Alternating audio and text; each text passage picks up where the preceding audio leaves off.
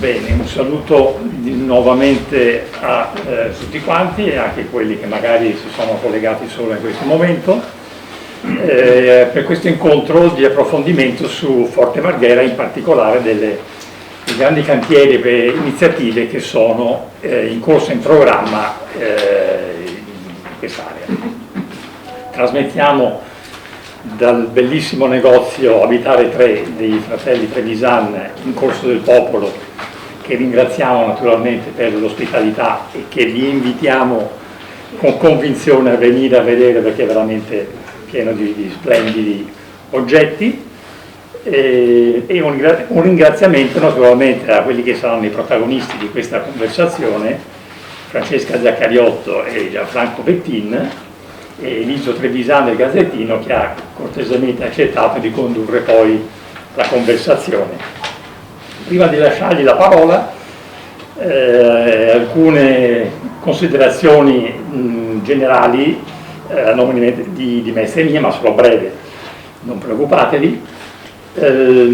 Forte Marghera è sicuramente uno dei patrimoni e delle opportunità più importanti per Mestre. Per ciò che è, e che ha anche ricordato poco fa Fabio Bevilacqua, e per il luogo dove si trova, interseca molti dei temi che proponiamo nella nostra attività di Mestre mia. Chi ci segue lo intuisce facilmente. Ovviamente la storia della città, l'ambiente, pensiamo agli alberi e le acque che sono presenti in Forte Marghera, lo sport, non solo quello che pratichiamo a volte in forma libera anche negli spazi del Forte, ma soprattutto il campo di atletica di San Giuliano, ovviamente il parco di San Giuliano là vicino, la scienza e la tecnologia, il campus scientifico a 200 metri dal campus. La storia l'ha illustrata, anche se in forma sintetica, però già ricca poco fa, il Canal Salso, con quello che ha voluto dire nel rapporto fra Mestre e Venezia, il Borgo Marghera, che appunto dà nome al forte, e tutta la storia appunto poi specifica delle vicende del forte fino appunto a quella pagina importante e gloriosa della sortita. Ecco, quindi per tutti questi valori abbiamo salutato con apprezzamento e contentezza quindi i grandi interventi che sono già partiti e che sono in corso e che contribuiranno quindi a offrire alla città le strutture ancora più importanti. Tuttavia, ecco, per molti dei nostri associati, del nostro pubblico, una parte di questi interventi sono apparsi non del tutto rispettosi di questo patrimonio, di questo valore storico che è stato poco fa ricordato, forse un po' troppo contaminati da una visione, diciamo, edonistico-ricreativa di spazi e di strutture. Ecco, da qui anche una proposta che ci sentiamo di offrire anche ai nostri ospiti e al dibattito, forse anche per riequilibrare questi accenti, ossia quella di dedicare uno degli spazi importanti del Forte all'illustrazione della storia di questi luoghi, forse anche allargata ad alcuni aspetti della storia della città precedenti all'apertura del Canal Sasso, per far meglio capire l'impatto che ha avuto l'apertura del canale sulla storia della città, e anche ad altri elementi simbolici di quello che è stato una storia del territorio.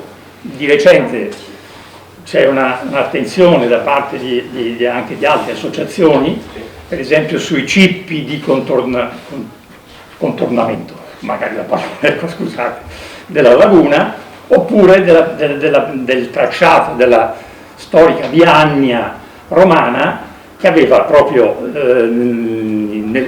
nell'ambito, nel territorio del campus, uno snodo particolare. Ecco, con queste poche parole, a questo punto lascio il tavolo ai nostri ospiti e un buon ascolto a tutti chi ci segue. Arrivederci.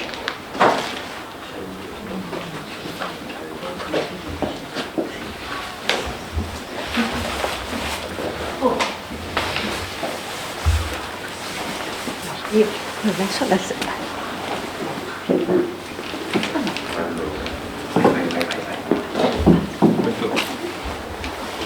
Siamo tutti. Siamo? Allora io vi auguro una gran bella chiacchierata, ringrazio pubblicamente Francesca Zaccariotto di aver accettato appunto questo incontro con maestra mia riguardo un tema insomma che sta a tutti particolarmente a cuore. Un ringraziamento a Gianfranco Bettin perché ha seguito nel corso della sua esperienza, dei suoi anni, tutta la storia, e ringrazio tantissimo Elisio Trevisan che ha a lui il compito di gestire un po' tutta la discussione. Buon lavoro e buona chiacchierata, grazie. Grazie a voi per l'idea, anche perché riprendendo un secondo quello che ha detto lo storico poco fa, questo forte è un'eredità di guerre e di occupazioni per fini militari, e se è rimasto così ed ha resistito anche al sacco di Mestre degli anni 60 è proprio perché tutti quei morti che ci sono stati l'hanno, tra virgolette, dico, preservato. Quindi immagino che la sensibilità della gente di Mestre, dei mestrini, sia molto forte su questo tema. Tra l'altro Forte Marghera si collega direttamente al Parco di San Giuliano, grazie anche alle opere che adesso l'assessore illustrerà, e quindi è un'area verde nel cuore di Mestre che va bene, sarebbe stupido dire che è il nostro Central Park, però in realtà è un'occasione da non perdere e da, non dico sfruttare, ma valorizzare al massimo per quello che può dare. Io ricordo solo, e poi mi taccio perché lascio la parola a loro, che quando il comune finalmente riuscì ad avere la proprietà del forte dal demanio militare, quindi cessarono tutti gli interessi militari o pseudo-militari, quindi dello Stato, iniziò subito la discussione su cosa fare di questa struttura e di questo patrimonio.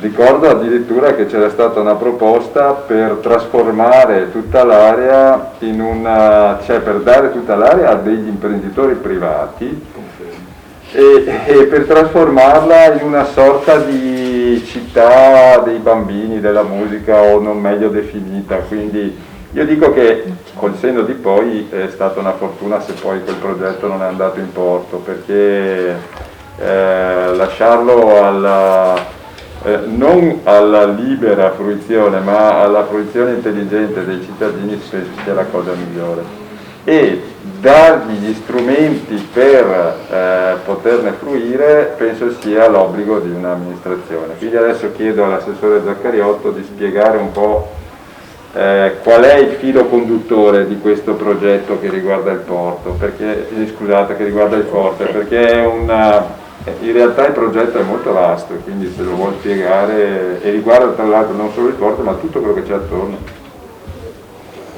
Grazie a Elisio. Io saluto tutte le persone che ci seguono, ringrazio in maniera particolare l'associazione Mestre Mia, il suo presidente Andrea Sperandio, Andrea Bigliotti, che mi hanno contattata e che quindi hanno chiesto all'amministrazione comunale di essere disponibile a questo incontro.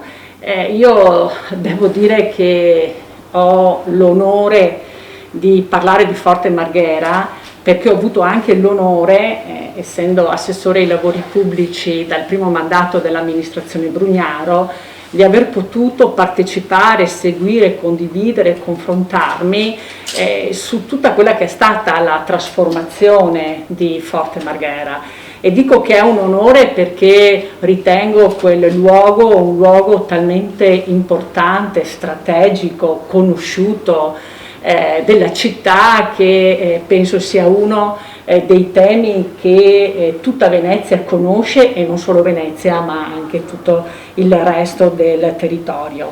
Ho sentito gli interventi che mi hanno preceduta, che hanno detto in maniera sintetica, perché potremmo parlarne per giorni, no?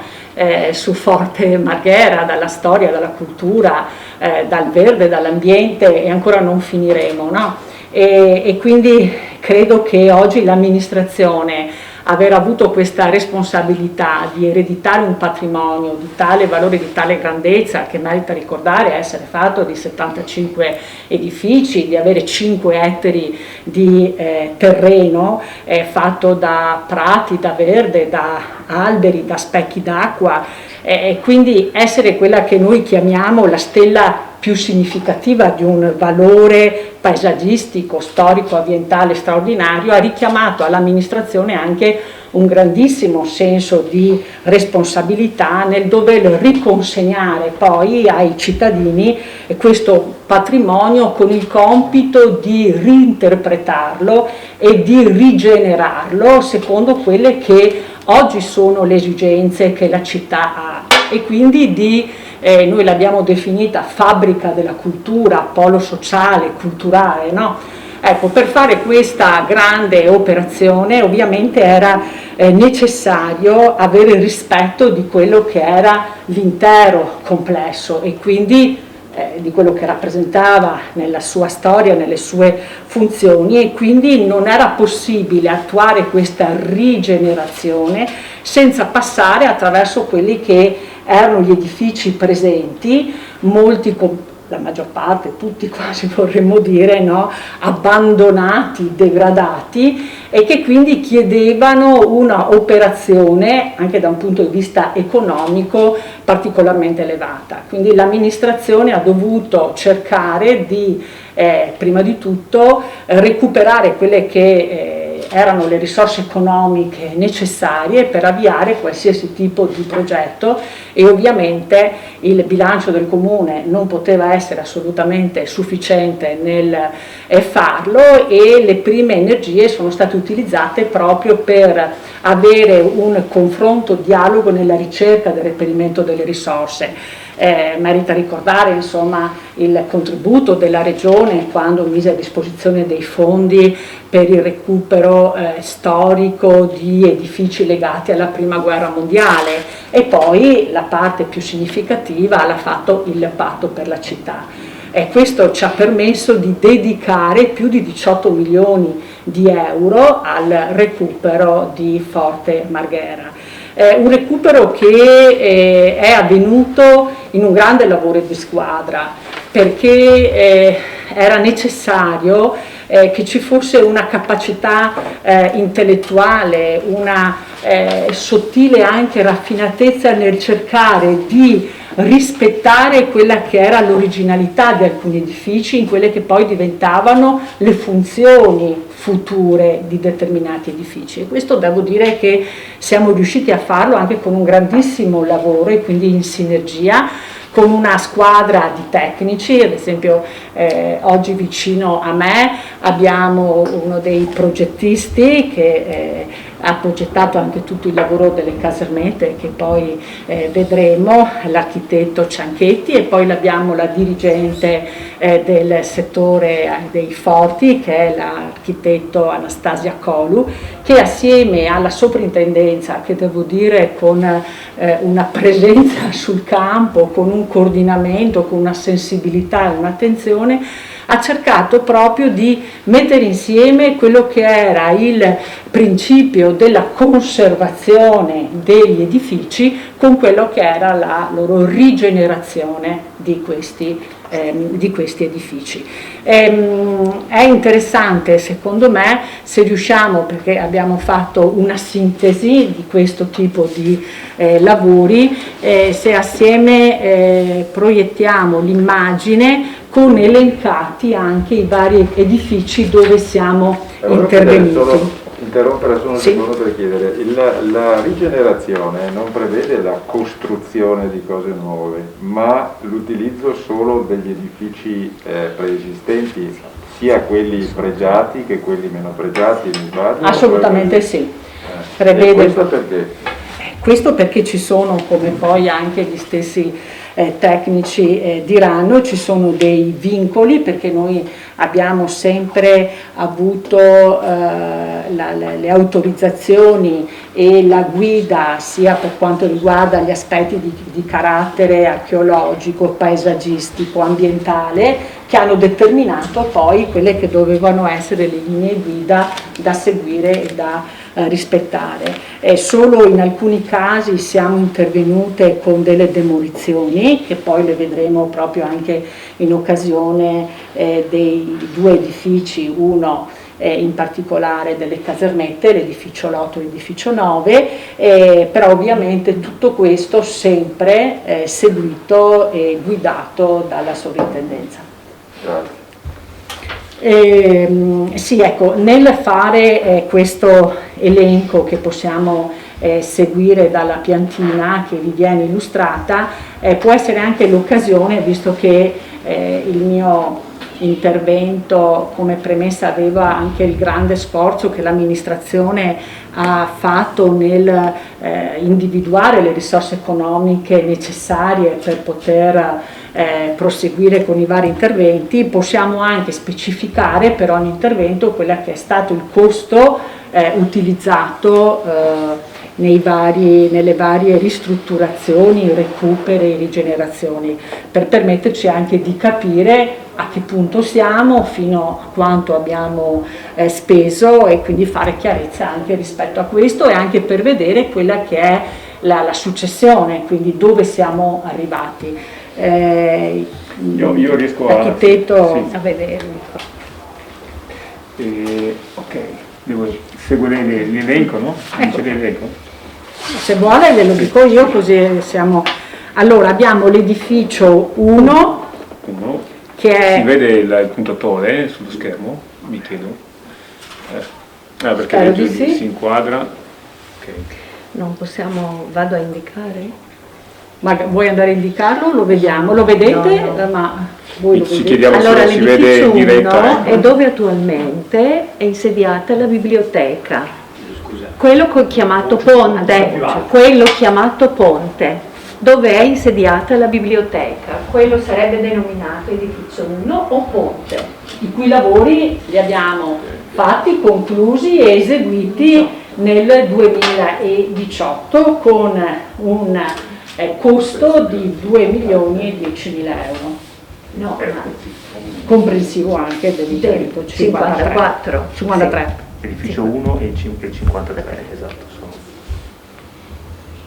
Poi dopo di questo sono seguiti obbligatoriamente tutta una serie di interventi che riguardano le opere di urbanizzazione, e quindi è stato necessario fare tutti i sottoservizi, tutta la parte relativa all'illuminazione, al percorso ciclopedonale, alle fognature, e questo ha comportato, questo è già in fase di collaudo, ha comportato un ulteriore costo di 5.100.000 euro. 100.000. 5.100.000 finanziato dal patto. Finanziato dal patto, bravissima. Poi abbiamo l'edificio 29, architetto. Certo, l'edificio 29 è questo capannone qua, siamo già nell'isola del ridotto, il capannone è quello che aveva perso la copertura. Quello in stato ruderale praticamente. Sì, sul viale principale lato destro andando verso il porticciolo. Alza la voce. Sì. E questo è stato ristrutturato l'intero fabbricato. Stiamo completando proprio in fase conclusiva il cantiere qua, è proprio la copertura è già stata posizionata e stiamo facendo allestendo gli impianti all'interno. Con maggio dovremmo concludere completamente i lavori. Poi abbiamo l'edificio 8. L'edificio 8 è che però ne parleremo poi Con magari le casernette, specificatamente con con il le casernette, quindi lo salterei al momento. l'8 e il 9 sono le due E andiamo casernette qua. Al 27 che è in corso di esecuzione. Il 27 è questo qua, siamo tornati nell'isola Cinta e l'edificio sempre sull'asse principale a destra, primo e secondo ponte, dove andrà realizzata la cabina. Esatto, là ci sono dei lavori edili per 95.000 euro. Poi abbiamo l'edificio 28 che invece è già stato completato. L'edificio 28 è qua nell'isola Ridotto, l'edificio un po' particolare novecentesco, l'unico novecentesco, diciamo tardo novecentesco, e dove abbiamo recuperato l'anno scorso. Esatto, E dove per 100.000 euro in questo dove sono caso. attualmente gli scout e anche una foresteria. Una parte, esatto, è dedicata al piano primo, alla foresteria della fondazione. Poi abbiamo l'edificio 34, anche questo già completato, per 280.000 euro con legge speciale. Stiamo sempre nell'isola del Ridotto, qui c'è un fabbricato a capannone utilizzato come antincendio, questo è stato destinato a fare i bagni pubblici a servizio di tutto quanto l'isola del Ridotto. Esattamente. Anche questa qua è finito, è in fase proprio di consegna all'amministrazione, a maggio verrà consegnato. E poi abbiamo l'edificio 36, architetto, che questo è in fase di progetto esecutivo. Diciamo il 35 e il 36 sì, sono la coppia qua, diciamo sono quelli che sono in fase di progettazione con l'Accademia, giusto, in concessione con l'Accademia, e quindi è in fase... L'Accademia di Belle Arti? L'Accademia di Belle Arti ha in concessione sia il 36, tutti e due, diciamo, i padiglioni, ha una concessione ventennale con gli oneri concessori corrispondenti, deve avviare una parte di ristrutturazione, la quale però sicuramente non sarà sufficiente, bisogna attingere ulteriori risorse per completare e mettere in sicurezza, perché verrà destinato a laboratori, non didattica assolutamente, ma laboratori, falegnameria, pittura e scultura, tutto quello che fa, viene trasportato, diciamo, a Mestre, in Forte Marghera. Quello che volevo dire un attimo per le opere di urbanizzazione. Chiedo scusa, ma per quanto riguarda questi laboratori saranno attività scolastiche dell'Accademia di Belle Arti, esatto. Quindi ci saranno anche studenti che verranno certo. al Forte e lo frequenteranno? Ci sono già, diciamo, ma un po' sistemati esatto, come capita. Poi diventerà una cosa definitiva? Sì, con un progetto che è a norma anche con varie norme di sicurezza. C'è un po' di risanamenti edilizi e caratteristici da fare. Ok. Questi sull'urbanizzazione è interessato tutta l'isola della Cinta e l'isola del Ridotto, quindi si è ricostruita, diciamo, la circolarità anche del percorso con i due ponti interni. Questo, ecco, volevo evidenziarlo, e quindi ha comportato la spesa anche consistente, perché stiamo ragionando di un compendio per una vastità territoriale importante. 5 ettari del territorio. Illuminazione pubblica, fognature, acquedotto, anche con funzione di antincendio e dicevamo illuminazione pubblica, dati, telefonia chiaramente e fognature. Chiedo scusa, oltre ai percorsi interni di cui lei adesso parlava, c'è anche un progetto per ridare anche il senso dell'acquaticità del Forte, cioè del collegamento con l'acqua, perché il Forte è vicino al Canal Sasso, è circondato dall'acqua, c'ha il Canal Sasso che porta a Venezia, eccetera, quindi la possibilità di riutilizzarlo anche dal punto di vista acqueo. C'è una, dunque, l'abbiamo saltato adesso nell'elenco degli edifici. C'è un ulteriore intervento, adesso l'assessore presenterà. Quello che si può dire intanto che il ponte a ovest è stato fatto proprio galleggiante, proprio per favorire, diciamo, un transito con una luce con uno specchio d'acqua abbastanza alto da poter garantire almeno un transito fino a qua, ecco, di imbarcazioni medie, tipo imbarcazioni tradizionali, tipo una San Pierotta piuttosto che un topo, insomma, remi. quindi questa è l'idea che qui... Ecco, magari architetto, se noi mandiamo l'altra immagine, quella precedente, possiamo far vedere anche tutto il lavoro che adesso dovrebbe partire relativamente proprio... Il lavoro finirà tra poco. Sì, no, ma sì. parlavo, scusa, aspetta che magari se lui manda l'immagine, sì, ecco. Sì, proprio. Boh, perfetto.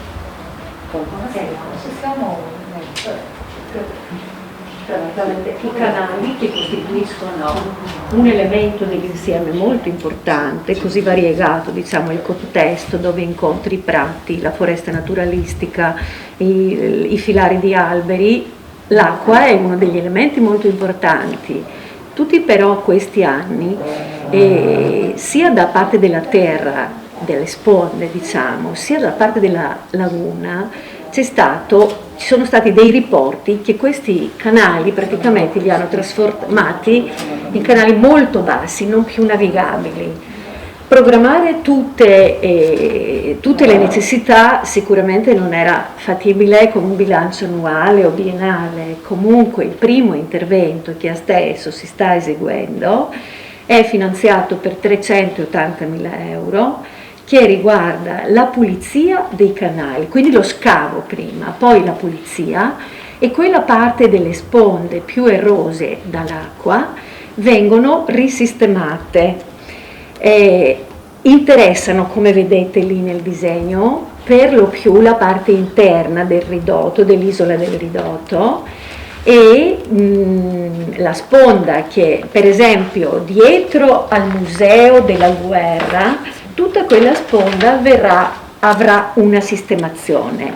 Sicuramente non sarà quella definitiva, che serviranno, diciamo, finanziamenti che riguarderanno tutto l'insieme, perché le sponde originali erano di pietra d'Istria e mattoni, quindi in questo momento importi di questo tipo non sono proprio disponibili, ma i lavori però garantiscono il giro anche all'interno del ridotto, ma soprattutto al nuoto, a quella, diciamo, parte dove si affacciano le casermette, e anche con la ristrutturazione del ponte di attracco, perché così possono i natanti fermare per fare carico e scarico.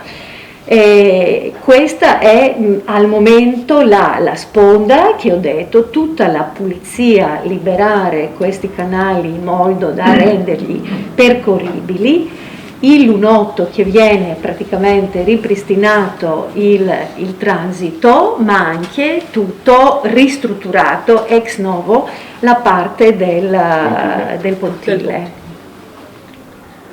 Chiedo scusa, la scelta delle funzioni all'interno è stata progettata, è stata un po' casuale, perché già prima che arrivasse questa amministrazione c'erano delle attività all'interno, ad esempio c'erano le attività di ristorazione, c'erano delle associazioni come quella, anche degli artisti, sì, c'era sono rimasti. Queste ci sono ancora.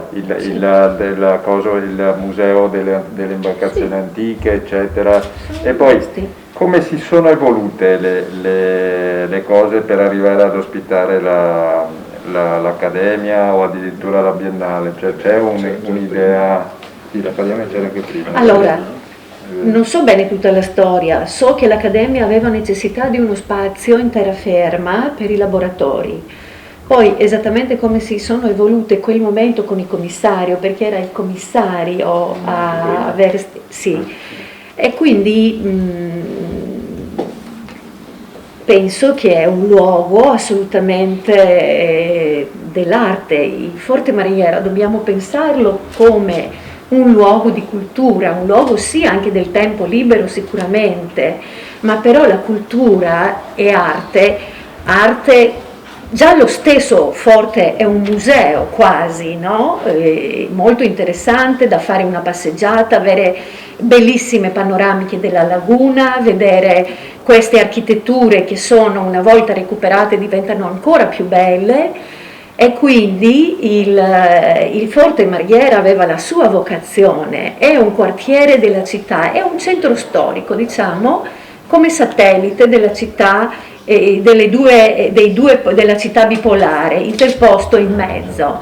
Ha le sue vocazioni, ha un valore paesaggistico ambientale assolutamente rari, unici e bellissimo, perché già il paesaggio ha tutte le variazioni possibili che oggi possono esistere, dalla foresta naturalistica con il sottobosco, i prati, gli alberi, i filari, l'acqua in tutte le sue... ha di tutto Forte Marghera. E poi i bastioni, poi ci sono i terrapieni, sui terrapieni si stanno recuperando tutti i percorsi per i camminamenti, per esempio.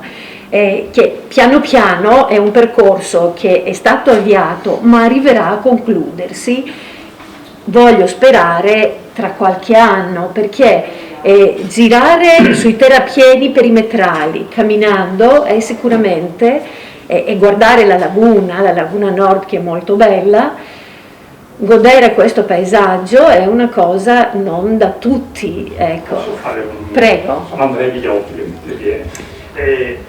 Io citavo che c'è il campus scientifico a 300 metri.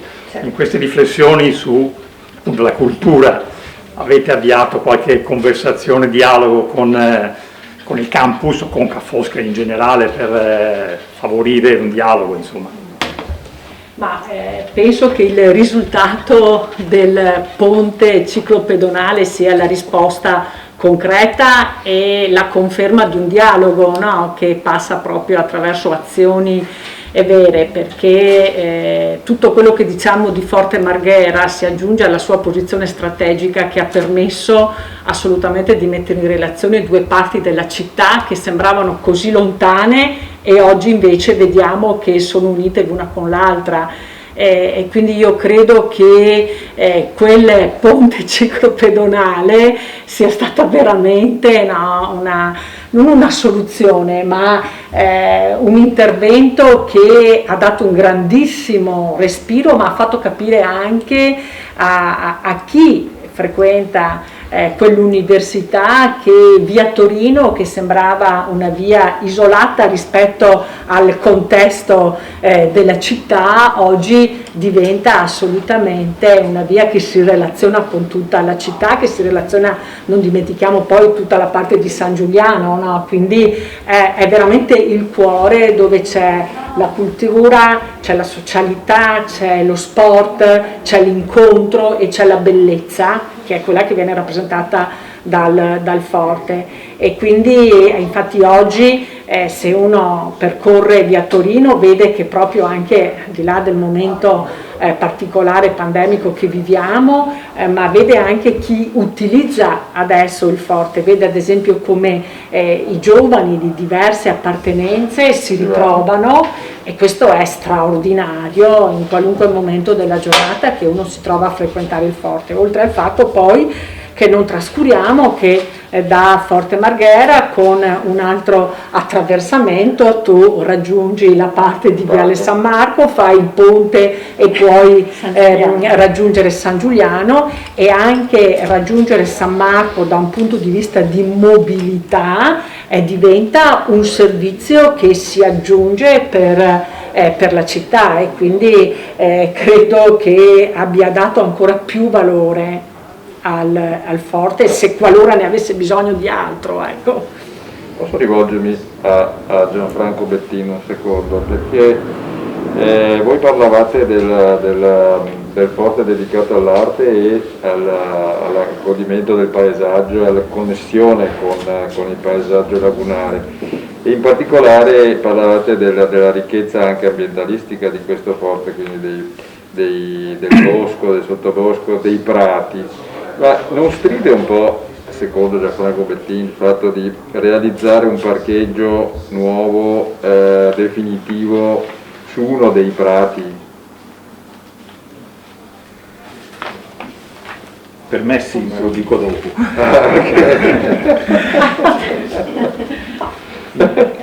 In realtà la spiegazione di una valutazione anche sul eventuale parcheggio definitivo, come di altri interventi che, come è stato ricordato introducendo, hanno aperto una discussione, insomma, no? Sull'entità, sull'eventuale pesantezza di certi interventi, eccetera. È spiegabile, poi è opinabile ovviamente, ma è spiegabile a partire dal ruolo, appunto, che è stato qui ricordato del forte, che è un patrimonio storico, architettonico, culturale, quindi anche ambientale, no?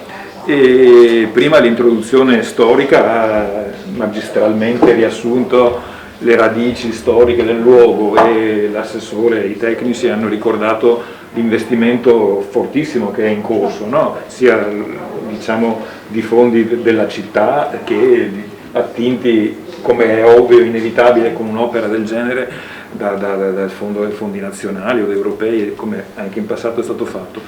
In mezzo tra queste due, diciamo, tra l'attualità e la storia più lontana, c'è tutta l'intuizione che la città ha avuto a suo tempo di acquisirlo il forte, e insieme a Forte Marghera tutti i forti.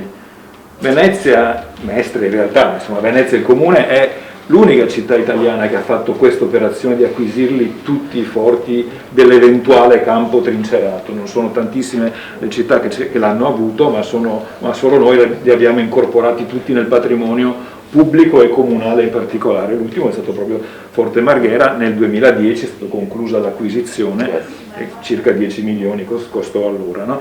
Ma prima erano stati acquisiti tutti. Malgrado difficoltà, diciamo così, di finanza locale, indubbi l'assessore riconosce bene, perché prima è stata presidente della provincia e sindaco di un comune importante della provincia come San Donà, e quindi conosce bene la fase fine anni 90, 2015, quel ventennio tremendo che ha fortemente impoverito i comuni. Ciò nonostante, proprio perché la spinta della città di Mestre in particolare è così forte, sono stati acquisiti tutti nel patrimonio, nella maniera che poi si sapeva li ha un po' lasciati nelle condizioni in cui sono stati poi trovati, no? Mancando ulteriori risorse, sono stati più o meno utilizzati tutti in gran parte con associazioni, gruppi, eccetera, ma senza poter fare investimenti adeguati di agibilità piena, di tutela piena, no?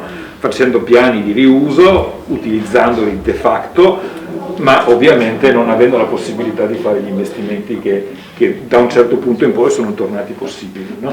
Però è importante acquisirli, e per quanto riguarda Forte Marghera individuarlo come luogo della storia remota, che dà, come dire, la radice profonda della città, dà il nome a Porto Marghera anche, no? Perché il nome Marghera viene dalla località piccola, dal borgo che c'era lì, no?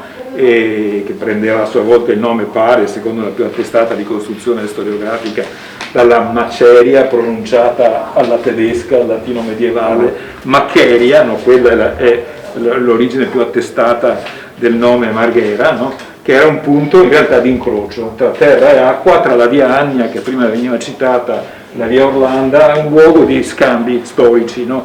Profondamente radicati nella vicenda del territorio, secolare, anzi millenaria per certi versi. E più recentemente invece diventa il luogo attorno a cui la città immagina di potersi riprendere il fronte Laguna, no? È parte, lo diceva che l'assessore, del rapporto con San Giuliano, ma è anche il luogo in cui nella via Torino, che negli anni 90 era davvero cieca, finiva lì, no? Moriva ai bastioni, come si diceva, no? È parte dello sviluppo moderno della città, e quando facendosi ridere dietro si cominciava a ragionare di Mestre come città universitaria, no? Adesso il polo universitario con tanto di campus è lì, no? E via Torino sbocca da un lato, scavalca e va verso la Fincantieri, insomma, verso la zona, la strada principale che collega Mestre a Venezia, e dall'altra parte con via Leancona e i ponti creatisi lì con via Forte Marghera, no? E grazie alla bellissima pista ciclabile col ponte ciclopedonale finalmente connesso anche con il forte, no?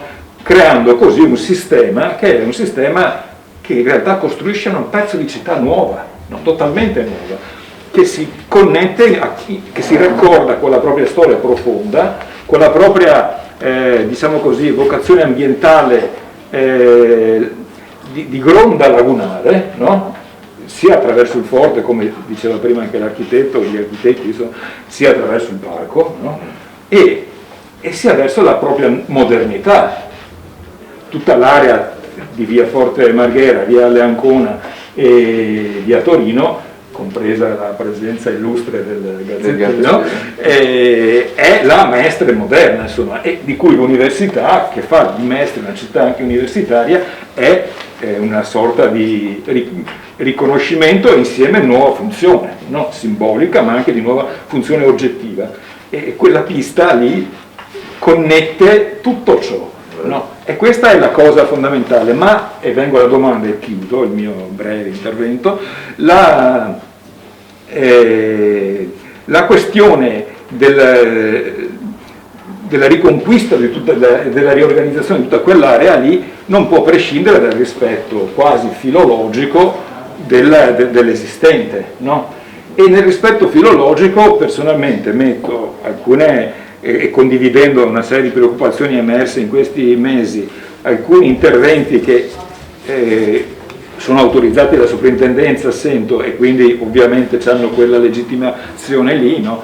Ma personalmente trovo discutibili, penso alla, come si chiama, alla torre dell'ascensore verso la Casermetta, e alcuni altri interventi che hanno una certa pesantezza, non so se necessaria, diciamo, o se è questione anche lì di scelta, no? Pur nell'ambito della legittimità, ma metto poi in particolare la scelta di rendere definitivo il parcheggio un po' selvaggio, che andava sicuramente superato nella forma, no? Della lunetta, quella nord-ovest, diciamo, no? Che rischia di pregiudicare il paesaggio del luogo in modo definitivo. Quello, come lo si ricordava prima, è una parte del campo di battaglia del 49, ma al di là di questo i prati che sono di fronte ai forti, che sono essenziali, sono parte del paesaggio e della struttura del forte per motivi ovvi militari, ma come dicevi all'inizio la funzione militare ha preservato anche l'ambiente, no?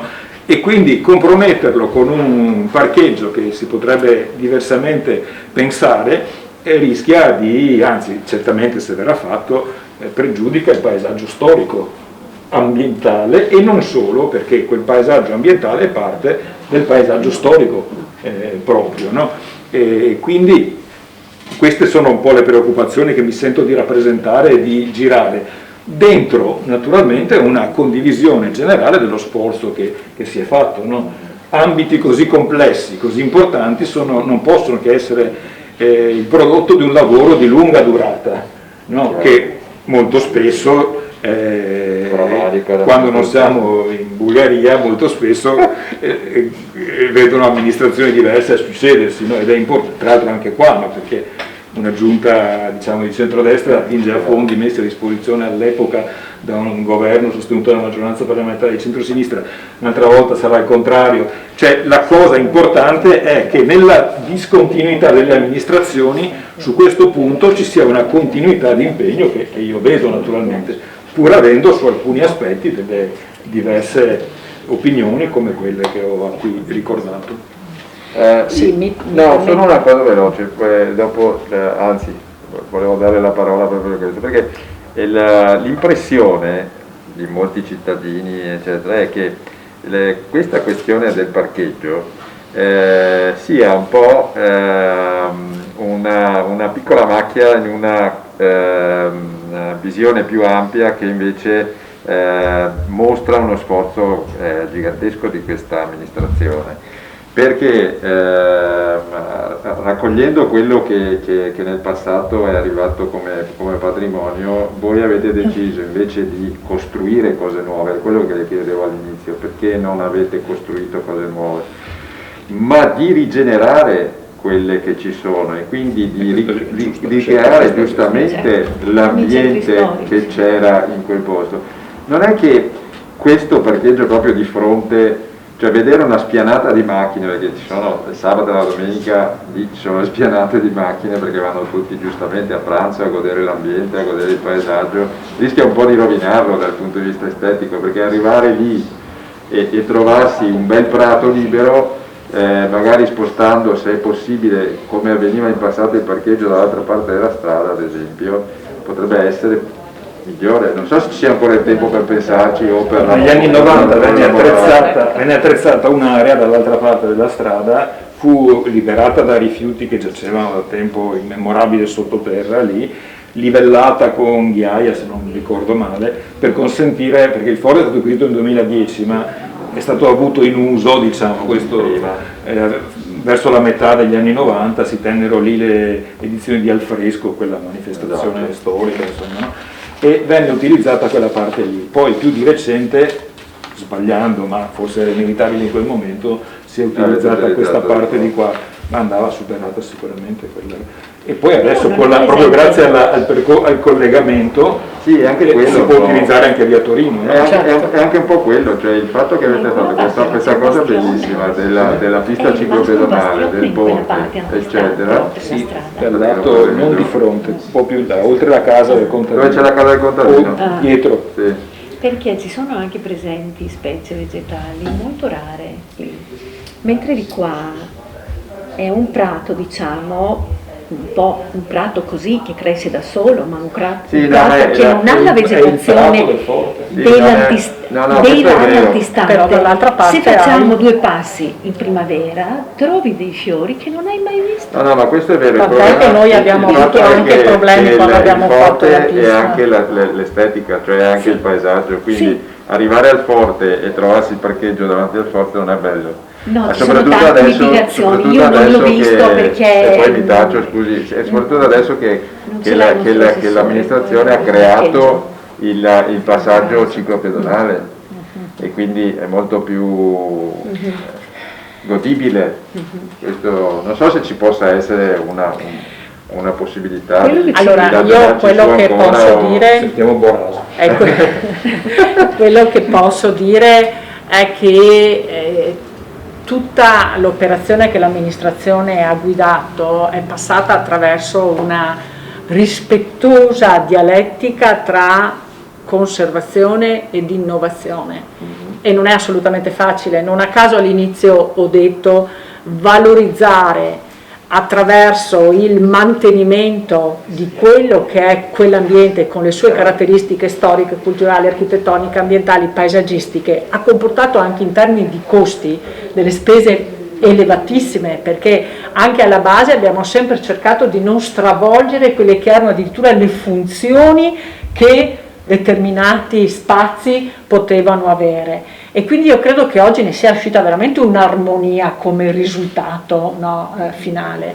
E quindi ad esempio anche sul parcheggio, che meriterebbe una riflessione che faremo, non è che voglio dire, credo che questi confronti, dove ho ringraziato all'inizio, servono perché se vogliamo realizzare questa armonia tra conservazione e innovazione, ognuno di noi con le sue riflessioni può contribuire ad un risultato migliore, perché interesse dell'amministrazione è che questo obiettivo venga raggiunto al meglio con queste basi che hanno sempre guidato chiunque ha lavorato sul raggiungimento del risultato che oggi è visto da tutti. Certo che se un parcheggio lo dobbiamo fare, come lo dobbiamo fare, bisogna comunque individuare il sito in quel contesto che più si presti, mantenendo quello che è il concetto della conservazione e della innovazione. Prima, come ha appena accennato l'architetto, se uno studia i 2 lati, e poi in tutto questo dobbiamo ricordare che siamo sempre stati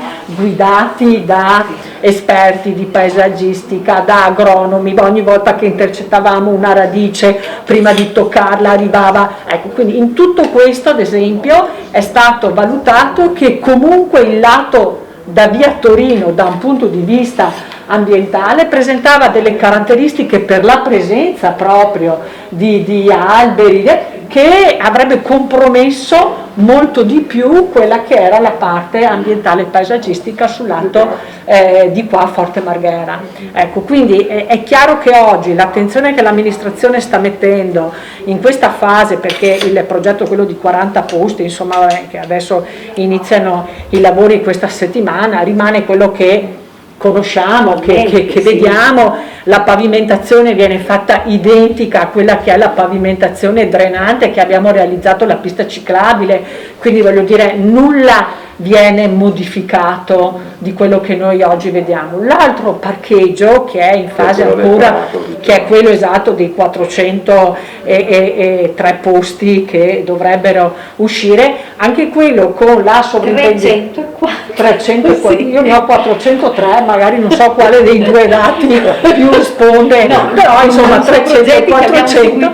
Ad ogni modo voglio dire, quello che è importante è capire anche il materiale che viene utilizzato, no, per la realizzazione del parcheggio, e in questo so che c'è stata una grandissima attenzione e anche disposizioni precise che noi abbiamo avuto dalla sovrintendenza, che ci ha chiesto assolutamente di andare a realizzare una pavimentazione in una parte identica a quella che faremo nel parcheggio dei 40 posti, cioè quello drenante, e un altro con un fondo solido ma poi ricoperto tutto a verde. Quindi voglio dire, da un punto proprio come prato, quindi l'immagine che uno oggi ha passando è di vedere una situazione che invece del colore della sabbia vedrà il colore del prato verde, quindi non va a modificare, no, con qualcosa che invade l'ambiente, ecco, quindi credo che rimane quello che è adesso comunque parcheggio. Ecco, quindi perché oggi chi va là... La questione era di cogliere l'opportunità di fare un investimento forte come quello che è in corso per recuperare pienamente la funzione prativa dell'area che è stata appunto utilizzata e per cui ha quel colore sabbia, ma se si facilmente rimette in piedi il prato, avrebbe...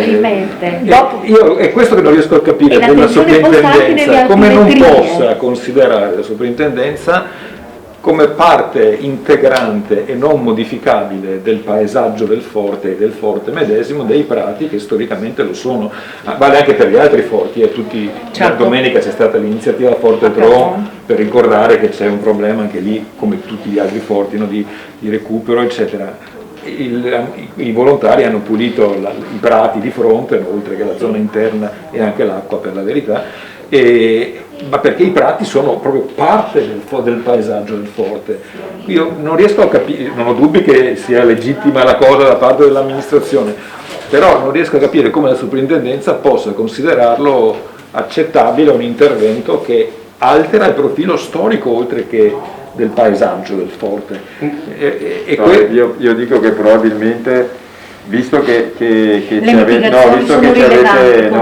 avete abituato molto bene, nel senso che avete abituato la città a recuperare questo forte e a cominciare a vederlo non solo per quello che era nei primi anni in cui veniva utilizzato, cioè per fare feste e per andarci a mangiare, ma a vederlo proprio come un luogo di produzione di cultura, di storia, di ambiente, eccetera. Di esposizioni. Esatto, visto che ci avete abituati così bene, a noi mestrini, adesso che fate il parcheggio abituateci ancora meglio.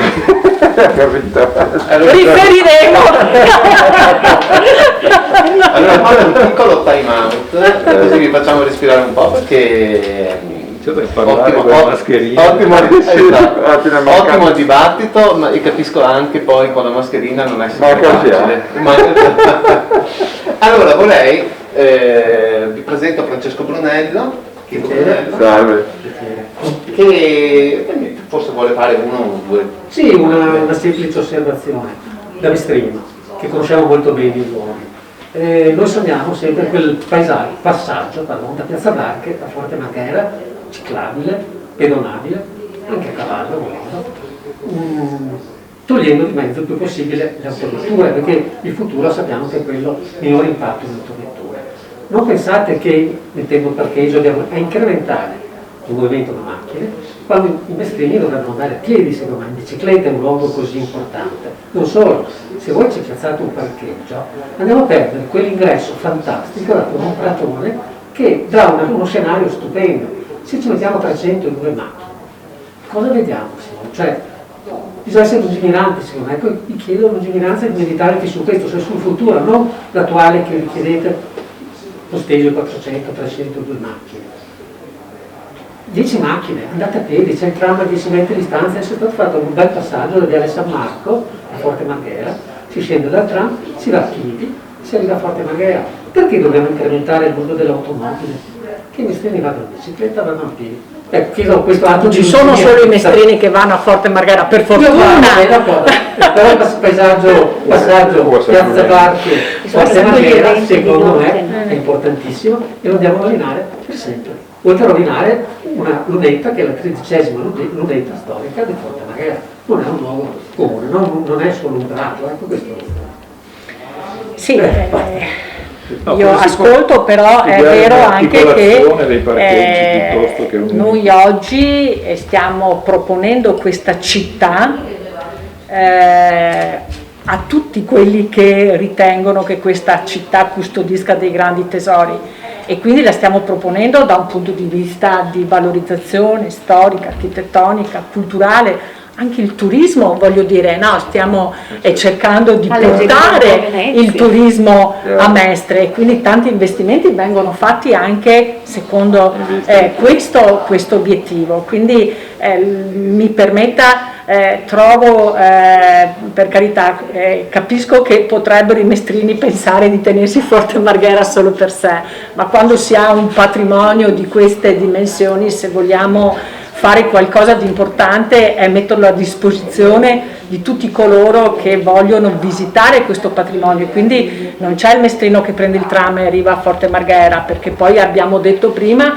che Forte Marghera è comunque un polo che sta diventando anche scientifico per la presenza dell'università, è un polo sportivo per la presenza di San Giuliano, è un polo quasi intermodale per la presenza di una mobilità che, avendo in Viale San Marco la possibilità del tram, mette in unione due realtà tra Venezia centro storico e Venezia Mestre. Quindi voglio dire, queste sono considerazioni che, se vogliamo proprio ragionare con una lungimiranza, non possiamo permetterci di sottovalutare, che come se noi pensassimo che l'M9 è fatto solo per i mestrini, cioè voglio dire, sarebbe un disastro se fosse così. Quindi anche i servizi vanno pensati secondo questa logica, magari trovando insieme delle soluzioni che possano migliorare, però non posso pensare che la gente può arrivare a Forte Marghera solo con il tram. Tram, bicicletta, o in bicicletta abbiamo fatto il San Giuliano con i fermati. No, ma anche la questione del parcheggio non è liquidabile, no? Dicendo non usate l'auto, perché c'è chi non può non usare. Pensiamo anche a tutta la questione degli eventi adesso, no? Perché noi ci prepariamo ma per anche esempio, per questo. La soluzione trovata anni 90, diciamo dall'altra parte, non dal lato di Torino, che sarebbe usabile adesso, perché adesso c'è il collegamento, no? Mentre prima non c'era, prima della parte verde, diciamo, nella zona dove si può parcheggiare.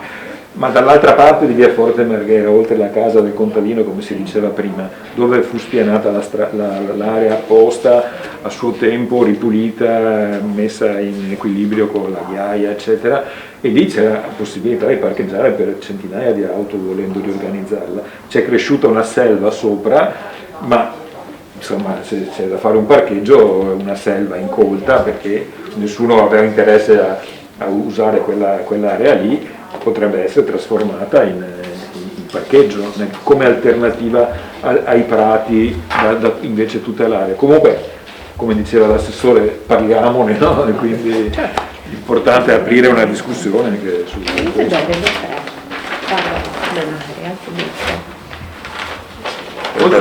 Oltre la complessiva a nord-est invece che a nord-ovest.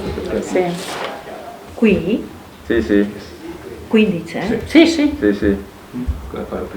Sì, dove c'è la rotonda, Sì. a ridosso della Sì, rotatoria sì. di No, perché di San questa Giuliano. parte è molto bella. Sì, no, Io l'ho proprio qua. visitata Su È una personalmente. selva incolta, sì, una selva incolta. Ma anche la... Riferiremo. È bella questa. Ma magari lasci qualcosa di buono. Il problema dei prati è che sono loro, in quanto prati, diciamo, il valore, no, integrato nel forte, nel suo paesaggio storico e ambientale. Ricordiamoci comunque che poi il verde, le piante, pensate che abbiamo 1500 piante a Forte Marghera. Quando Mario ecco, Scattolini le ha censite una per una, me lo esatto, ricordo che bene. poi in occasione per di più anche con le opere di urbanizzazione, insomma c'è stato un censimento delle piante.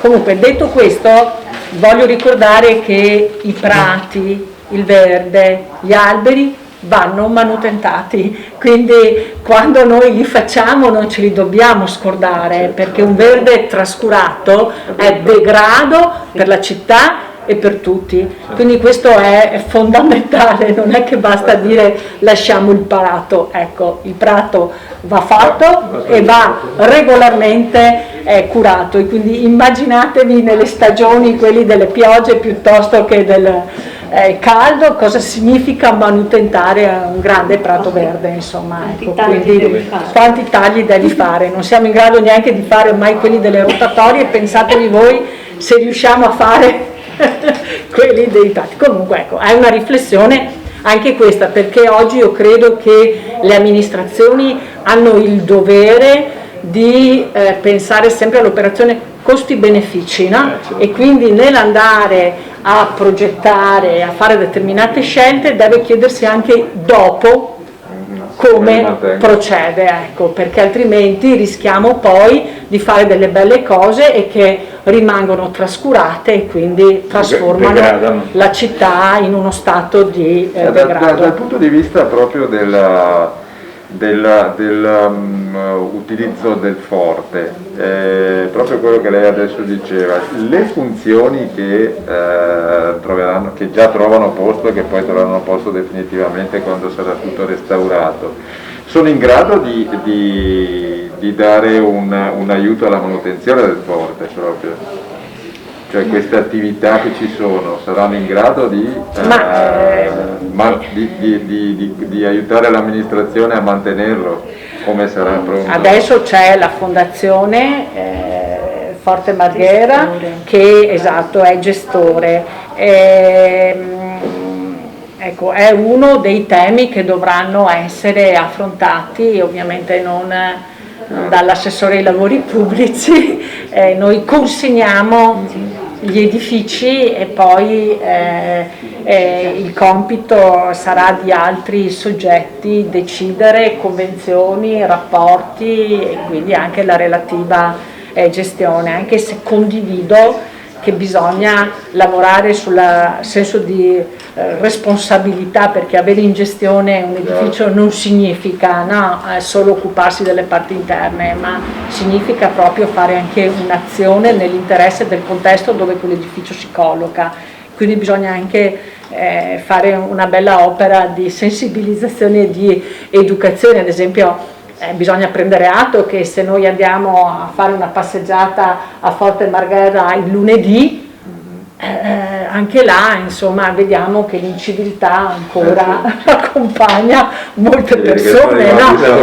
Ecco, e quindi voglio dire, chi avrà la gestione dovrà anche lavorare su una funzione proprio anche di educazione al rispetto di quello che è il patrimonio pubblico, ma non per i soldi che si spendono e basta, ma perché credo che l'amministrazione debba anche investire proprio sul futuro sotto anche questi punti di vista, e anche questa è un'altra grande sua responsabilità. L'eredità che ci lascerà. Esatto, se mi permette mi piacerebbe, visto che abbiamo detto ne parliamo poi delle casermette, che sono comunque gli edifici veramente più straordinari, se così posso dire, del forte, sarebbe bello insomma che magari 2 secondi glieli dedicassimo con un'immagine, perché insomma merita alcuni passaggi, anche perché noi parliamo sempre di 2 edifici gemelli, individuati poi come l'edificio 8 e l'edificio 9, che però in questo momento noi abbiamo approvato il progetto per entrambi questi 2 edifici, ma l'intervento è definitivo, ma l'intervento adesso che noi andremo a fare riguarderà solo uno di questi 2 edifici, individuato dalla sovrintendenza come l'edificio che presentava il degrado maggiore, quindi l'intervento più urgente. Anche questo prevede una spesa di 3.700.000 di lavori, 5 milioni e 200, però poi rispetto all'edificio numero 9. Allora magari adesso lo vediamo un secondo, se siete d'accordo. Faccio ogni tanto una piccola pausa, voi mi scuserete, e vedo qualcuno che scrive, allora mi è sembrata una cosa interessante che volevo porre alla vostra attenzione. In via Torino, scusate perché è tutto piccolino, su via Torino, sull'altra parte del canale, a poche centinaia di metri dal forte, sono in via di progettazione, oltre a quelli realizzati all'università, altre centinaia di metri cubi di edificato. È questa la Mestre Nuova di cui si parla? Come si concilia questa operazione con quella che si sta portando avanti con Porta Marghera? Sono nell'area prima dell'università. Anche a me pare. Sì, Siamo nella parte destinata proprio a quel tipo di funzioni. Esatto, esattamente. Volevo porlo alla vostra attenzione. Certo. Allora, visto che abbiamo il progettista Cianchetti qua con noi, quindi penso che non ci sia persona migliore che può dirci che cosa ci troveremo dopo il recupero di questo edificio, come ricordo che è l'edificio numero 8. Sì. Ecco. L'edificio numero 8, Casermetta Ovest, è effettivamente uno dei 2 edifici gemelli, diciamo effettivamente hanno per dimensione, per epoca costruttiva, per dimensione, per caratteristiche anche architettoniche, certamente sono i 2 edifici forse più emblematici, no, del fuoco. Anche per come sono giustapposti, posizionati come estremo baluardo difensivo verso la città, quindi il lato diciamo più a ridosso della laguna dell'isola del Ridotto, quindi hanno proprio l'ultimo baluardo. E anche perché sono edifici importanti, stiamo parlando di 85 metri per 15, circuiti caseggiati immensi, costruiti con muratura di laterizio di fortissimo spessore, cosiddetta prova di bomba, per quanto riguarda chiaramente le tecniche difensive dell'epoca. Stiamo parlando di edifici costruiti più o meno non in contemporanea, dai francesi e dagli austriaci che si sono passati un po' testimone nelle fasi costruttive, progettuali e costruttive, no? Quindi è stato un po' un passaggio di consegne. Fatto sta che sono gemelli ma diversi, quindi c'è un po' di differenza che è anche interessante. Sono stati studiati, devo dire, ho la fortuna di guidare un gruppo che lavora su questo tema e siamo ormai circa più di 2 anni che lavoriamo sul progetto, lavorando prima con i rilievi, le indagini, tutte le tecniche possibili, diciamo, per capire la consistenza materiale e di degrado del manufatto, perché lo merita, insomma, chiaramente. Sono semplici per modo di dire, ma in realtà complessi anche da poi conservare. Gli edifici sono, come ha detto l'assessore, abbiamo sviluppato il progetto per entrambi gli edifici, sono simili, nascono per essere caserme e ospitavano depositi di munizioni, chiaramente alloggiamenti per gli ufficiali, per i soldati, le cucine, forgia, erano abbastanza multifunzionali, nascevano già multifunzionali. La struttura... Sì, scusa Cheto, questo l'abbiamo fatto volutamente di approvare il progetto effettivo di entrambi, perché ci auguriamo, esatto, primo per coordinarli e poi perché questo ci permette di guadagnare nel tempo, nel senso che se troviamo la risorsa degli altri 3.700.000 euro che ci serve, il progetto è già approvato, quindi vuol dire magari andare anche in continuità con i lavori che partono di questo, perché facciamo tempo a recuperare comunque, no? E quindi a portare a termine l'operazione di entrambe le casermette. Se invece avessimo dovuto riavviare tutta la procedura avremmo perso del tempo che sarebbe stato prezioso per averli tutti e due certo. insieme finiti. Diciamo così, la parte più delicata era proprio capire, diciamo, qual era la consistenza il degrado statico, ecco, perché la casermetta 8, se la conoscete, quella a destra andando lungo il viale, si vede proprio chiaramente a occhio nudo che ha subito un forte dissesto, e da quanto abbiamo potuto ricostruire indagando sulle fondamenta e anche dal punto di vista documentale, abbiamo avuto la fortuna di trovare i disegni originali custoditi a Parigi e negli archivi del genio militare francese, molto ben rappresentati all'epoca, devo dire disegni straordinari, e con le indagini, intrecciando, diciamo, indagini fisiche attuali, scavi, diciamo, e rimozioni e testi documentali di tipo cartaceo, ed incrociando, diciamo, abbiamo potuto fare un ragionamento, mi permetto di dire, diciamo, completo. Ecco. Chiaramente il cantiere poi è il metro, poi nel cantiere si misurerà, diciamo, poi la conoscenza vera del manufatto, però, diciamo, partiamo abbastanza attrezzati. La sovrintendenza ci sorveglia da vicino, evidentemente, proprio perché sono edifici molto delicati. Abbiamo concordato con la sovrintendenza che nell'edificio 8, che è quello che faremo per primo, e qui c'è questa lista, diciamo, magari le mandiamo. la lista dalla parte diciamo, del porticciolo, abbiamo concordato che una delle modalità per arrestare, diciamo, questo cedimento strutturale era ridurre il peso in copertura. E questo ci permetteva anche di ritrovare una conformazione della casermetta che era quella originale francese, cioè con un tetto a terrazza, tetto piano, calpestabile a terrazza. Che è stato modificato poi nel tempo, perché chiaramente, molto probabilmente perché tecniche difensive erano completamente diverse, la logica era difendersi, non c'era più necessità di avere un piano di posa di cannoni, armamenti a quel livello lì, come una sorta di rilevato, no? Ovviamente lì dopo è diventato un problema di proteggersi dalle bombe dall'alto, con l'arrivo degli aeroplani tutto era cambiato, insomma, oppure anche, diciamo, lanci di grande gittata, e quindi sostanzialmente il discorso era diverso. Quindi hanno realizzato la falda realizzando un terrapieno protettivo.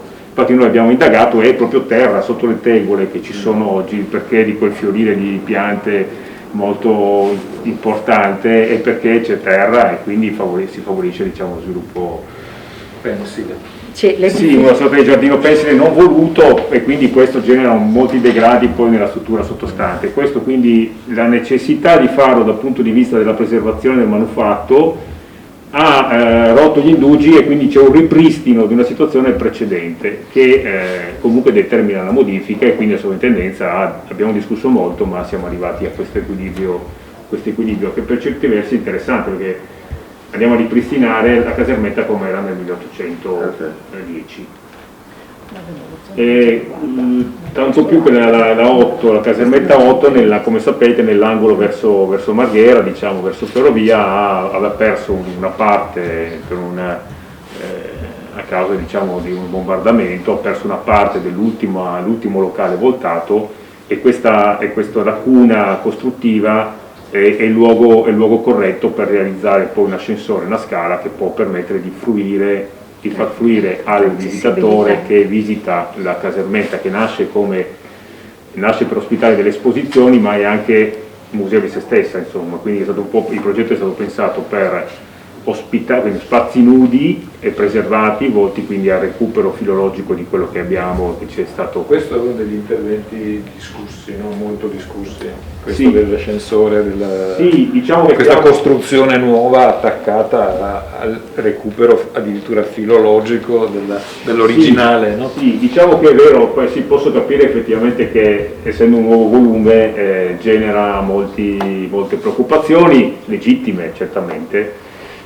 Posso dire che chiaramente gli interventi nascono per essere totalmente reversibili, che il principio è quello che noi interveniamo nel 2022, ma 21-22, ma diciamo con la logica di non corrompere o compromettere quello che ci è giunto a noi. Quindi diciamo, il nuovo sarà concentrato lì perché avremo impianti di risalita, però d'altra parte non possiamo non pensare che un recupero così importante di una terrazza di circa 600 metri quadri non possa essere utilizzata dal pubblico, no? Per cui è inevitabile. Io francamente per chi mi dice ma perché l'ascensore? L'ascensore perché l'ascensore in questa epoca qua siamo... No, il motivo si può capire, è la forma... No, ma si tratta di ingentilirlo, stiamo facendo, forse è girata un'immagine che è una prima immagine con cui abbiamo avuto un preaccordo con la soprintendenza, stiamo alleggerendo ulteriormente il volume. Diciamo, delle scale.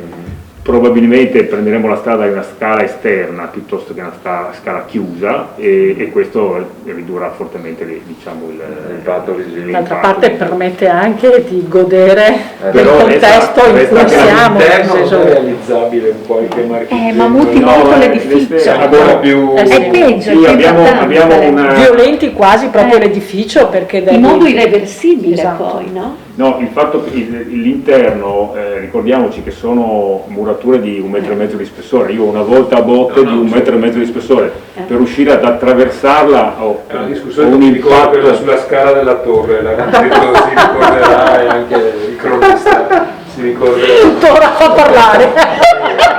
No, è il problema, no? Dentro che quindi non si vede da fuori o fuori che però, come dire... No, ma certo, stiamo discutendo. Il presidente della scala della torre fa pensare malissimo. Sì, è meglio che... Lo sto dicendo appunto per quello. Se riusciamo a inquadrare un attimo questa tavola la terroristica, sappiamo che dentro è una specie di viadotto, quindi abbiamo quelle volte, a volte diciamo... io avrei anche sì, era solo un messaggio ed è proprio perché parliamo di Casermette, qua non si vede, prima con la domanda che era stata fatta rispetto alle demolizioni, quando parliamo di demolizioni riguarda proprio la parte della Casermetta numero 9, non so se ecco l'immagine che la si può vedere, quindi che facciamo se vedere, la rimetti, adesso non c'è.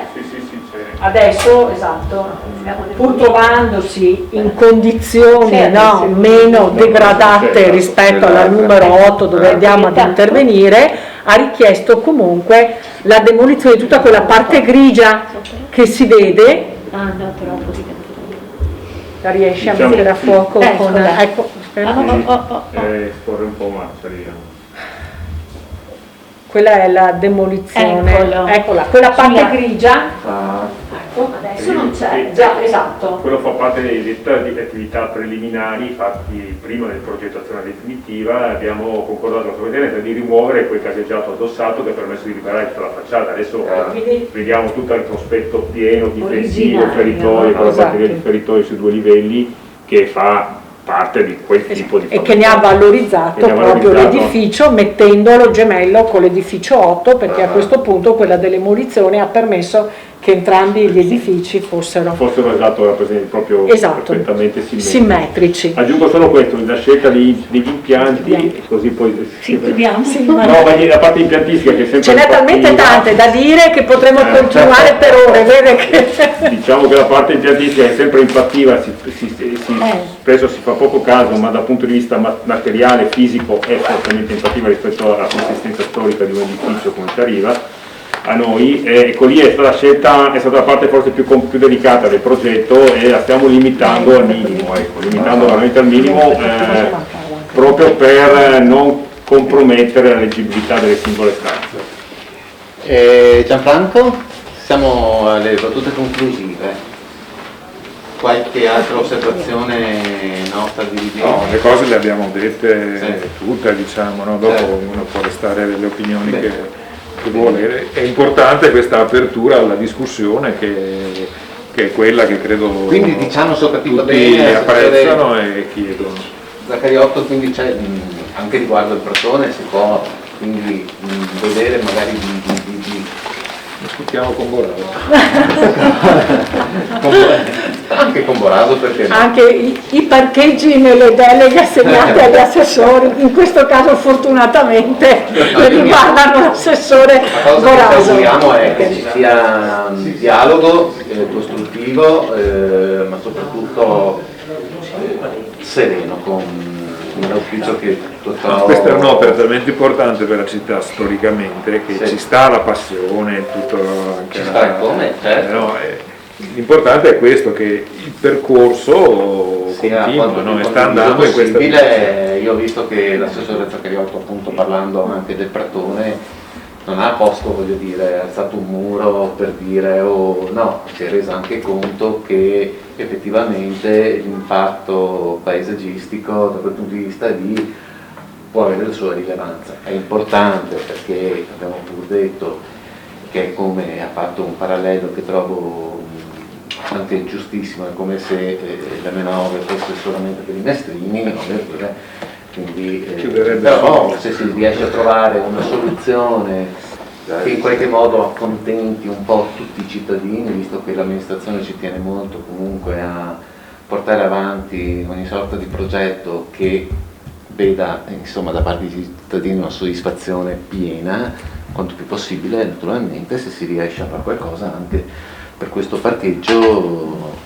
Noi siamo felici anche di questo. Guardi, io credo che scusa, devo solo dire che l'apertura è determinata dalla passione con la quale l'assessore ma anche i due architetti hanno dimostrato di aver seguito tutta questa vicenda fino ad adesso, perché non abbiamo sentito parlare di burocrazia ma di passione per le cose che si fanno, quindi secondo me è già un buon inizio, insomma. Quindi, questo condivido anch'io questo e per questo li ringrazio e ringrazio Gianfranco perché... Esatto, sentiamo se qualcuno ha ancora qualche domanda da fare. Io volevo solo concludere dicendo che la nostra presenza oggi testimonia la volontà di confrontarsi con la città, indipendentemente dalle appartenenze politiche di ognuno di noi, perché questa è la nostra città e quindi con la responsabilità che deve guidare chi amministra una città, se può raggiungere l'obiettivo rispetto alle scelte che si vanno a fare con la condivisione del maggior numero di cittadini, io credo che possa solo sentirsi soddisfatti, perché noi abbiamo la responsabilità delle scelte ma anche di ciò che lasciamo, no? E quindi io penso che nessuno, perché poi questi sono interventi irripetibili, no? E quindi è tutto da scoprire in un percorso che va fatto assieme e quindi questo è lo spirito che ci ha portato qua e che spero anche apra quello che deve essere un dialogo, no? Perché a me alcune volte riceviamo proprio delle proposte, ma si potrebbe fare, ho visto, ecco, perché non è l'uno contro l'altro, ma è insieme per, in questo caso, la città di Venezia. E quindi penso che l'amministrazione quello che poteva fare rispetto alla efficacia, alla tenacia, l'individuazione, perché insomma è vero quello che ha detto Bettin prima rispetto al fatto che c'è stata una scelta di chi c'è stato prima di noi che ci ha lasciato questo patrimonio, ma ancora una scelta è chi nell'ereditare questo patrimonio ha cercato di trovare tutte le risorse perché quella potesse essere una buona scelta, perché avremmo potuto anche lasciarlo là nel continuare uno stato di degrado dove nessuno più si sarebbe accorto, ecco. Quindi voglio dire, ci passiamo da testimone a testimone un'eredità che, voglio dire, no, solo la responsabilità di ognuno dà poi un risultato che è finale. Quindi l'amministrazione in questo percorso operativo ci ha creduto dal primo momento e ha scelto che una parte delle risorse per il patto della città, che è stato poi andassero qua. Ecco, poteva anche non essere così, in questo sta la scelta politica, la responsabilità e la continuità, indipendentemente dall'appartenenza alla politica, tra il prima e il dopo. E quindi ringrazio anche voi per l'opportunità che ci date di dire queste cose che devono rassicurare il cittadino in quello che l'amministrazione fa. No, noi siamo felici di avervi avuto tutti, siamo molto soddisfatti di questa conferenza, chiamiamola come volete voi, e appunto, ma soprattutto in funzione del fatto che avevamo percepito che a Mestre erano molte le persone un po' ostili a questi come li possiamo chiamare, a queste attività insomma di rinnovamento della città. Vedevano forse troppo cemento, perché poi alla fine si traduce tutto lì, no? Quando si parla di cemento, il pratone piuttosto che altre cose. Che comunque non ha cemento. Che poi ho parlato, io l'ho scoperto adesso per dire che non c'è cemento. Però ecco, diciamo, avervi avuto qui per noi è importantissimo proprio per questa ragione. Quindi speriamo di aver fatto cosa gradita a chi ci segue. Ringrazio Gianfranco Bettini, adesso do la parola ad Andrea Bigliotti. Ho già fatto i saluti, quindi direi che ci possiamo lasciare così, mi pare è stata molto costruttiva, tante informazioni importanti, quindi a una prossima occasione che penso che potrà essere utile quando facendo le cose proseguiranno.